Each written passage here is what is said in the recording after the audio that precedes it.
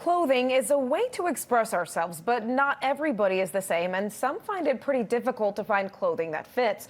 One software engineer turned seamstress now has a tailoring business, though, to help mend that issue. As Spectrum News 1 reporter Taylor Bruck shows us, the business is centered around being inclusive and accepting of all bodies.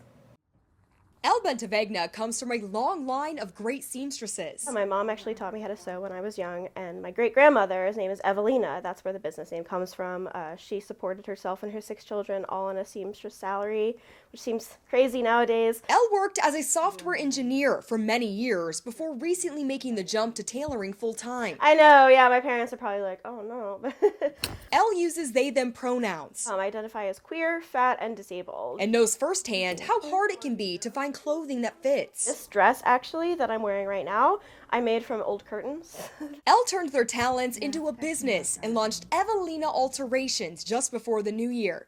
It's LGBTQ friendly and body positive. I work on any type of clothes for anybody, but I try to focus more on the more marginalized groups that I myself am a part of. So LGBTQIA people, queer people, fat people or plus size people, and disabled people as well. People that might need special tailoring, you know, their body types might not be average, or the clothes that they're trying to wear might not have been built to fit their body type. Eliza Amon was one of Elle's first clients. She has scoliosis and a unique sense of style. The scoliosis is the hardest one that it's been to find a tailor that understands how to fit my body, and fitting different shoulder heights, different rib lengths, different hip bone heights is really tough. It's Elle's specialty to fit clothes to the individual, not society standards. We're taking about a foot off of each side of this 4XL lab coat for her because it fits in the hips but nowhere else. It's nice to have somebody that is equally as excited and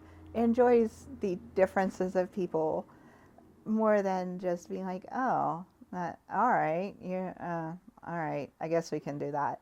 She generally enjoys the uniqueness of people. Elle wants to not only have a positive impact on society, but also the environment. There we go. Let's take a look in the mirror. I also try to incorporate an aspect of sustainability into what I do. Almost all the fabric in my workroom right now is actually from a theater company that closed down, that I bought and they didn't know what to do with. Part of what I do is also refurbishing vintage sewing machines. They encourage people to mend, not spend. People often don't realize that things can be repaired, and in that way just like extend the life of clothes instead of just throwing them to the dumpster. Like, as I mentioned before, fast fashion these days has really warped the idea of how much clothing should cost. The software engineer turned seamstress finds, embraces, and celebrates diversity and helps people feel good about their clothes and about themselves, no matter who they are. Really pretty. For Spectrum News, I'm Taylor Bruck.